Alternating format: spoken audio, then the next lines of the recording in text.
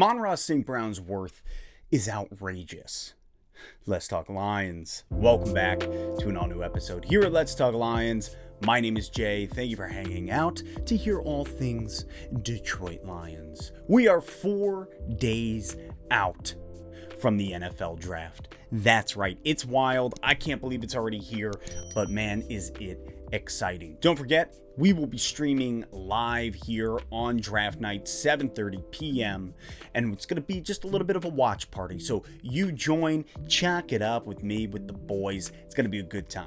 Today, I wanted to take a quick look as we're prepping for the draft at Brad Holmes' selection of Amon Ra St. Brown in the 4th round. I really want to look at how much of an impact that was and how it sort of came to be and the excitement that it's going to build for this year later in the draft. I think we can get so wrapped up with the 1st round selection. For us, it's the 2nd and the 32nd overall. And I think we can get wrapped up in the glory of that 1st round pick, forgetting sometimes the amount of depth in the draft that there is available, and seeing what Brad Holmes did last year in selecting specifically St. Brown, the excitement that builds for this year. As Lions fans, we got to see all that St. Brown was capable of. He played in all 17 games. He was 90 for 119, so about a 75-76 reception percentage. He had a total of 912 yards, about 10.1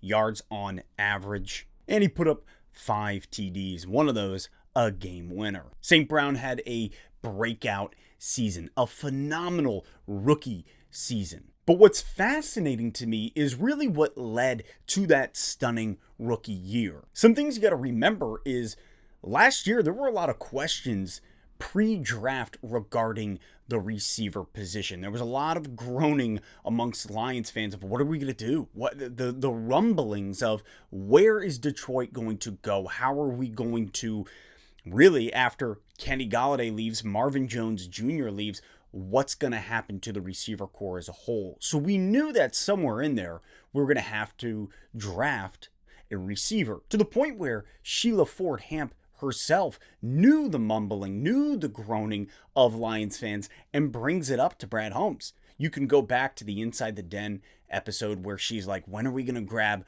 a receiver? So there was that side to things, and Brad Holmes was incredible, and he ends up pointing out the board saying, listen, I know that's a big deal, but if you look over here, there's all these guys that are going to drop, and we really need to focus on Alim McNeill at the moment. These guys are going to drop, and he brings up that USC kid, Amon Ra St. Brown. Well, the Lions are able to make a deal with Cleveland, giving us the 112th and the 113th pick overall, back-to-back in the 4th round. And with those, we select Amon Ra St. Brown and Derek Barnes. And this is really why I'm never the biggest fan of selecting a wide receiver in the 1st round unless your team is poised at a Super Bowl window, at a Super Bowl run. Unless you're in an area where you know you need a receiver that badly, a guy who can just take you to the next level, and it's not worth hoping that somebody drops. In that case, yes, I get it, totally great. However, for Detroit, we knew that we had some really big areas that we had to fill, those being the trenches. So we knew receiver, as fans, we knew it wasn't going to happen early. People wanted it, some people wanted it, but we knew it couldn't happen early, and Brad Holmes makes the selection that we desperately needed. St. Brown dropped all the way to the 4th round. I mean, I couldn't believe it. I expected St. Brown to be a 2nd round draft pick. I didn't think he would even get there on the board for Detroit to have the option in the 4th. I absolutely thought he was gone in the 2nd round at least. The 3rd round was like, well, yeah, there's not a chance. And it's funny because so did he. I watched the T.O. and Hatch Get Your Popcorn Ready video on YouTube where they have Amon Ra St. Brown on, and they interview him about that and what it was like for him throughout the draft, dropping so far. Here's what he had to say about dropping that far in the draft. I knew I wasn't going 1st round, but 2nd day I thought I was going for sure. 2nd, 3rd round. I remember 2nd round went by. I'm like, damn, still haven't heard my name called. Humbling, frustrated, mad, pissed off sad, for sure. Okay. Pissed off, yep. I'm like, There's no way.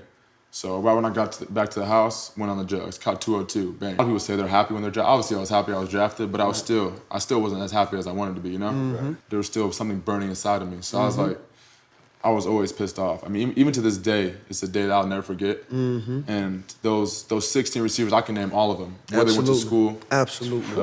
Everything. Right now, I can tell you right now. Yeah. But do you understand you needed that?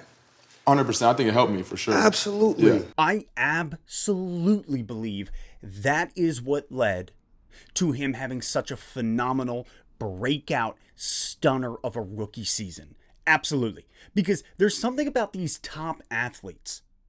When these top athletes get that big of a chip on their shoulder where they can remember, Amon Ra says he can remember the 16 receivers that went before him, that he can remember the schools they went to, and that he is, in his mind, better than most.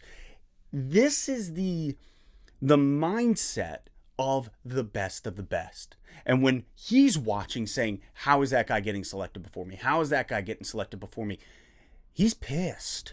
And then he uses that for his advantage to prove himself and say, the work is just beginning. It's time for me to go out there and prove everybody wrong. Prove every one of those teams wrong. And I fully believe that is what led to him having such a breakout season. And I think what we have to really remember here going into this draft 2022 is the absolute patience, the brilliance, and the timing of Brad Holmes. The fact that St. Brown was able to fall so low as he did in the draft, and that Holmes was willing to wait it out, to not jump the gun and try to select a wide receiver earlier, says it all about Holmes. It says it all about him as a talent scout, now as a GM, using that ability, using what he knows to wait it out and find the right guy at the right moment. Man, that should just absolutely excite you for this draft, because it does for me. Holmes is a talent scout. He has a knack for it through and through. And what I love is, like, when you start to think about Holmes, seeing that St. Brown fall so low, that there's Holmes pointing out to Sheila, hey, this guy, if he keeps dropping, we like that kid.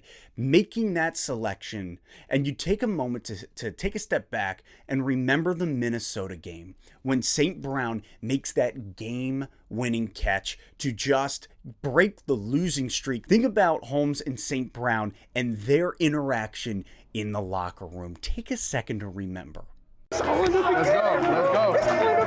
got you. Let's get this. Let's go. Man, that still gives me goosebumps watching that. St. Brown being selected in the 4th is everything we needed for him to be primed for success. We needed him to be pissed off so that he could excel to the next level, to the highest degree. And that's exactly what happened. He's coming into a big second season here in Detroit, one where I think we're going to see him replicate and grow. And I guess what I'm trying to get at is, this should absolutely excite you for days 2 and 3 of the draft, of seeing what Holmes is going to do.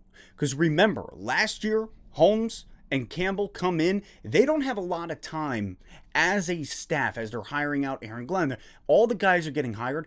There's not a lot of time to gel together, to work together and figure out where they wanted to go. There's not a lot of preparation as a Detroit Lion personnel. This year, they have had an entire year of coaching, of being in the organization under their belt. We know what we need. They know what we need, what they want. And so now this year, they have the preparation and foundation. And if Holmes could do what he did last year with that lack of time, what's he going to be able to pull off this year? I think that's something to get excited about. So that is it. That's what I wanted to talk about, was Amon Ra getting picked in the 4th and how that's going to lead into this year and all that Holmes is going to do. Don't forget, hang out with us this week, Thursday night, 7:30 p.m. for the draft. It's going to be a blast. Have some people on, Bills fans, probably get a Patriots fan. Well, you can get a bunch of people on here. Be a good time. And maybe we'll even do day 2. Who knows? It is hot in this room. I gotta open up that window.